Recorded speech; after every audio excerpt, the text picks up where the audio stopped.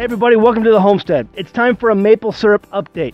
It's been a really interesting week. Remember, I started out from the beginning telling people I had no idea what I was doing, and this was all just a giant experiment. But it's been a fun experiment so far.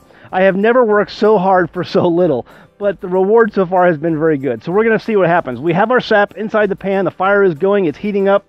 Actually, it's starting to smell delicious already underneath here.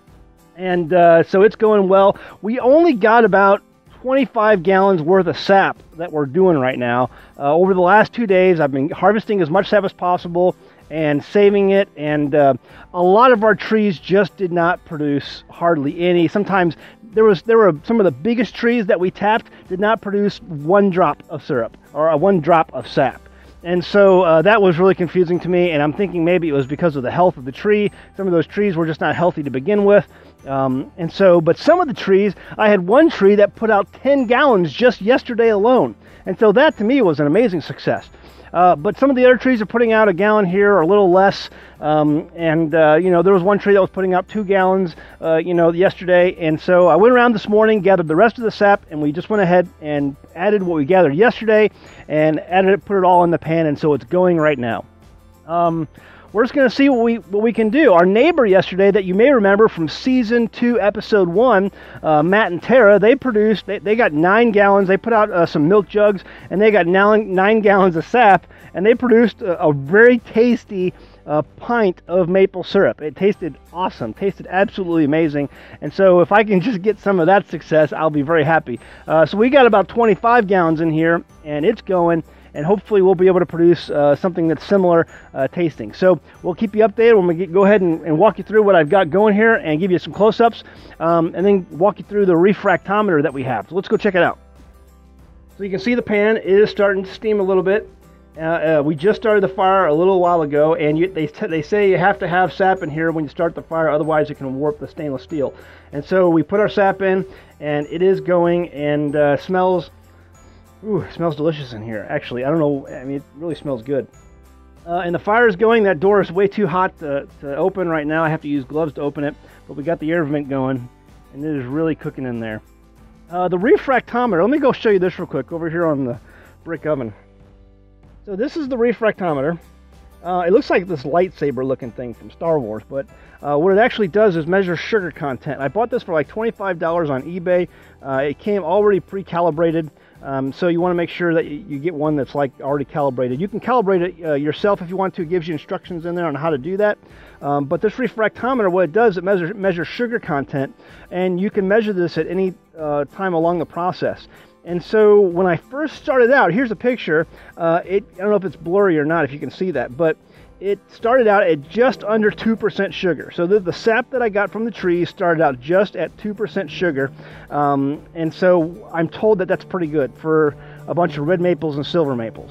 I may have a few sugar maples out there. I don't know. I had a hard time trying to determine the leaves when I was marking the trees this summer. But I think there may be a few sugar maples. Anyway, averaged out all the 25 gallons we harvested at about just under 2% sugar, which I think is a good starting point.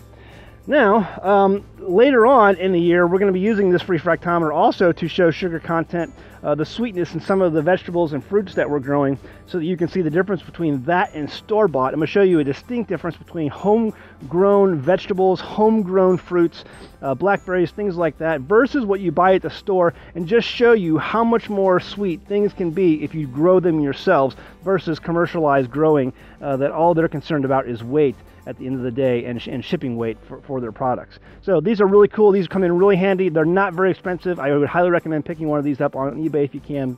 A great tool to have around the house and to use with your growing seasons.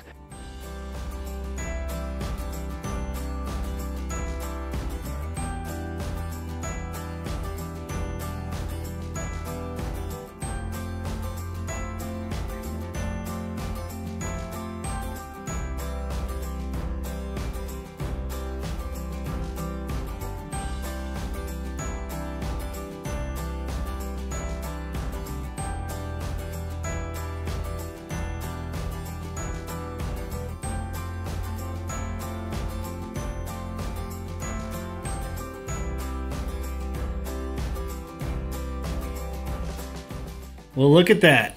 7 bottles of pure maple syrup made right here on the homestead.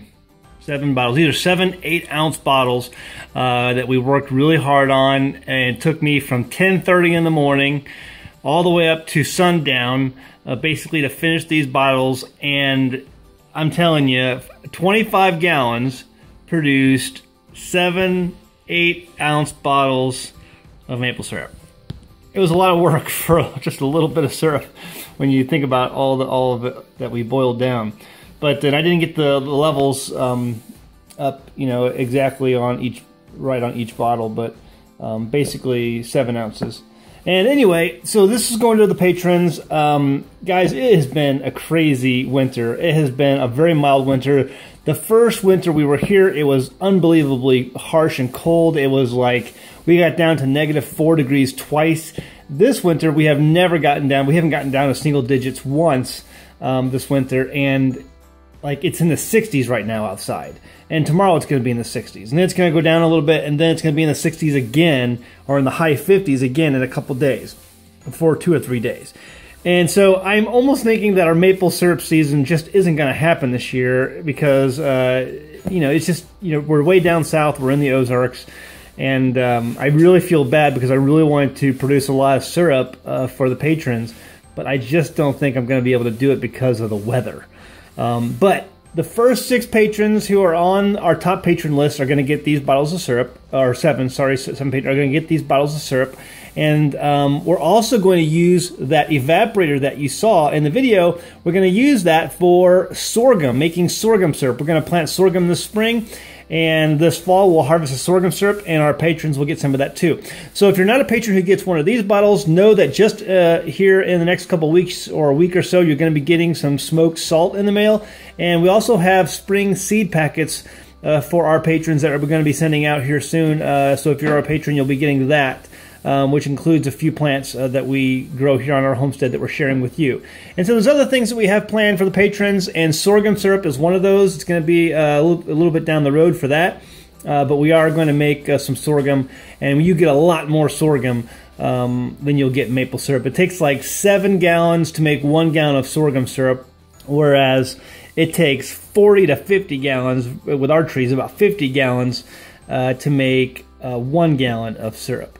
And all I got out of 25 gallons was 7 8-ounce jars of maple syrup this time. So anyway, it was a good experience. I'm glad we did it. This is going to go out to the patrons. We really appreciate you. Thank you so much. And we have other things going out to our patrons directly as well. And so we'll keep you updated and continue to do more videos on making sugar on the homestead. It's going to be, I think, a regular practice around here. So we'll see you for that. All right, see you next time on the homestead.